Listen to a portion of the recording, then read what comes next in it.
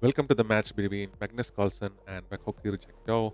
Vakhidov is playing with the white pieces and Magnus with the black pieces here. So this is the English opening, King's English variation on the board here. Magnus brings his knight out. The bishop is now attacked, and Magnus captures. The exchange happened like this. So Magnus retrieves his knight back to f6. Bishop behind shuts. Magnus brings his queen out. Knight f3.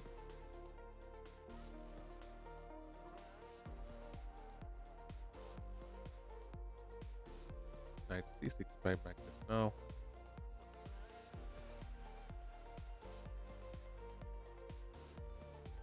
Pawn push attacking the center. After the capture, knight recaptures, and knight captures the knight, and queen captures the knight back, developing the queen and creating a battery.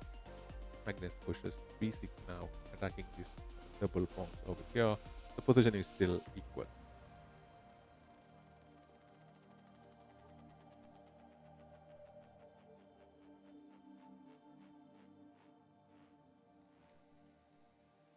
Now, a queen trade is being offered to Magnus Carlsen.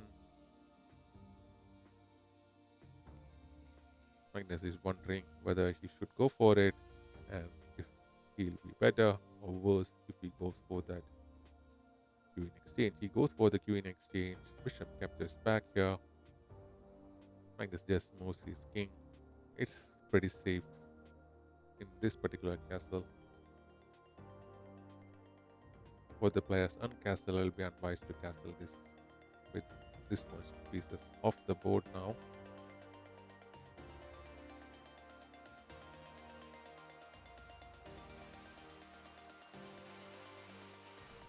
Bishop retrieves here to d4, acting like a tall pawn.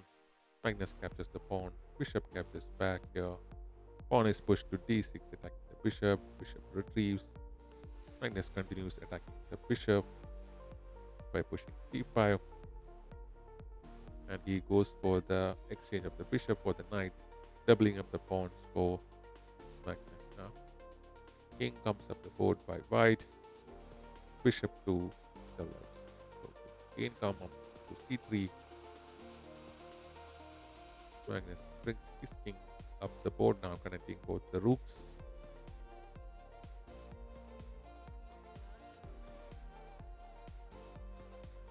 Bishop to d3 now.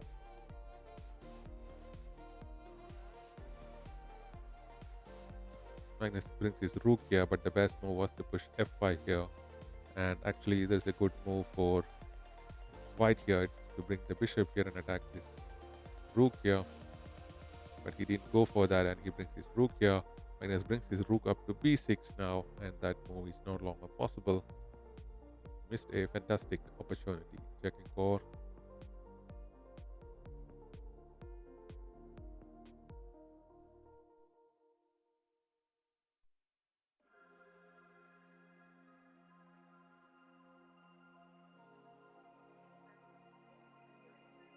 He goes for the capture of that pawn here.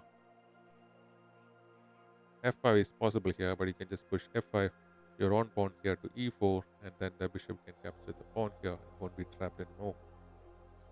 I think Magnus is thinking about any possibilities around that or any gameplay.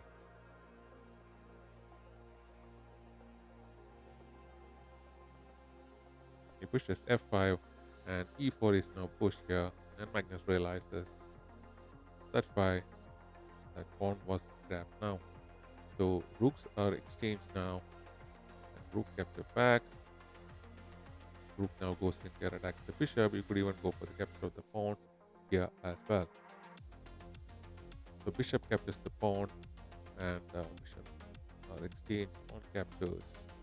Magnus brings his rook to h2 and captures the pawn here, and rook now goes in to support the g2 pawn.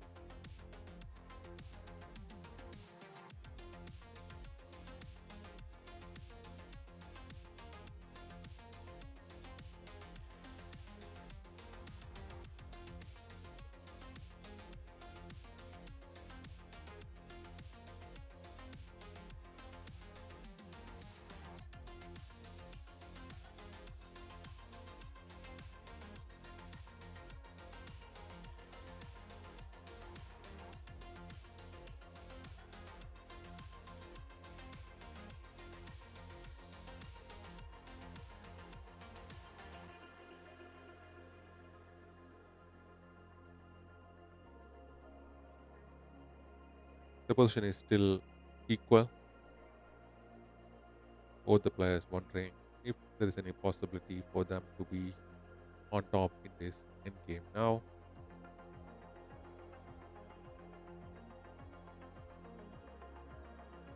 Magnus pushes his pawn now.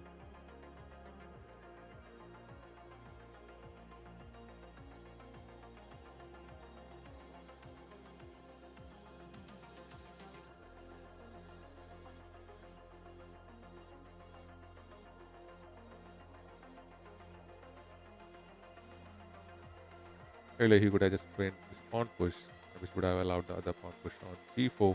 f4 could have been pushed earlier, and this pawn march was possible, but white missed that.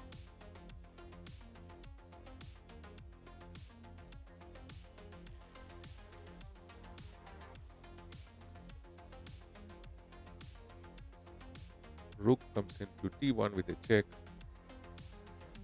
Magnus brings his king behind the pawn. Very safe square. Rook goes to d7. His pawn is captured. Another check. King moves. Another check. Back. And this pawn is now grabbed. Magnus grabs the pawn. Pawns are getting off the board right now. So Magnus is wondering whether he should capture the pawn on f5, because then the rook will come in here and the rooks will be exchanged. Magnus king will be here, and this pawn will be grabbed first, and you still have white still have one pawn up, and whether he can bring his king in an opposition with white king is the question now. So he's calculating that and seeing what's possible in the game.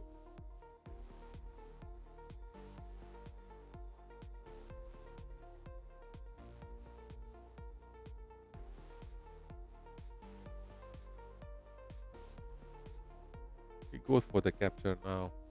After that, check happens. King moves here. Rooks are exchanged. King comes in here. The pawn is grabbed, and I think opposition will be reached. Yeah, yes. And both the players handshake, and it's a draw now. And Jakhongir Vakhidov draws against Magnus Carlsen, and the rating difference is almost 300 actually. So thanks for watching, and if you haven't subscribed, please do so.